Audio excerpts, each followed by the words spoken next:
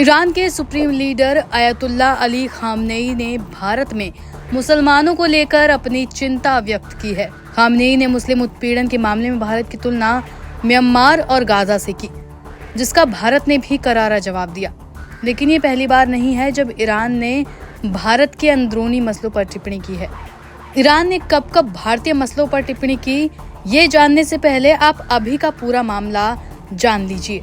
दरअसल Mahsa Amini की मृत्यु की दूसरी वर्षगांठ पर उन्होंने भारत के खिलाफ टिप्पणी की। ये वही 22 वर्षीय महिला थी जिसे हिजाब का विरोध करने के लिए गिरफ्तार किया गया और पुलिस हिरासत में पीट कर मार डाला गया, जिससे ईरान में आक्रोश और बड़े पैमाने पर विरोध प्रदर्शन हुआ था। ऐसे में जब भारत के अंदरूनी मसलों पर खामनेई ने टिप्पणी की तो भारत ने ईरान को आईना दिखा दिया। अब आप ये भी जान लीजिए कि ऐसे कौन कौन से मुद्दे थे जिन पर ईरान ने भारत पर टिप्पणी की। अब तक की जानकारी के मुताबिक खामनेई ने 2020 के दिल्ली दंगों को मुसलमान का नरसंहार बताया था। खामनेई ने दिल्ली दंगों पर ट्वीट कर कहा था कि दुनिया भर के मुसलमान भारत में मुसलमानों के नरसंहार पर दुखी हैं। भारत सरकार को चरमपंथी हिंदुओं और उनकी पार्टियों का मुकाबला करना चाहिए और इस्लाम की दुनिया से भारत के अलगाव को रोकने के लिए मुसलमानों के नरसंहार को रोकना चाहिए। इसके बाद उन्होंने #इंडियन मुस्लिम इन डेंजर का इस्तेमाल किया था। इससे पहले खामनेई ने 2019 में 370 हटाने पर भी भारत के खिलाफ टिप्पणी की थी। खामनेई ने कहा था कि कश्मीर में मुसलमानों की स्थिति को लेकर चिंतित है। हमारे संबंध भारत से अच्छे हैं, लेकिन हम उम्मीद करते हैं कि भारत सरकार कश्मीर के लोगों के प्रति उचित नीति अपनाएगी और इस क्षेत्र में मुसलमानों के उत्पीड़न को रोकेगी। हालांकि उस वक्त भी भारत ने उनकी टिप्पणियों को खारिज कर दिया था।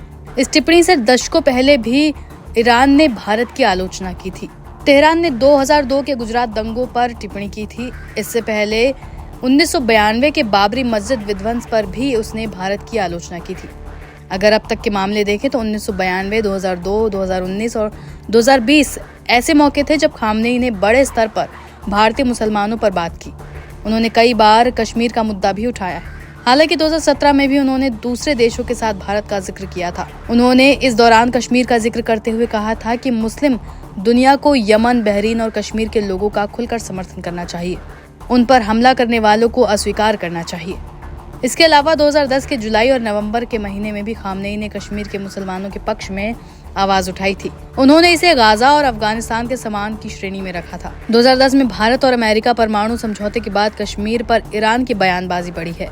2008 और 2009 में भारत ने अंतर्राष्ट्रीय परमाणु ऊर्जा एजेंसी में ईरान के खिलाफ वोट किया था।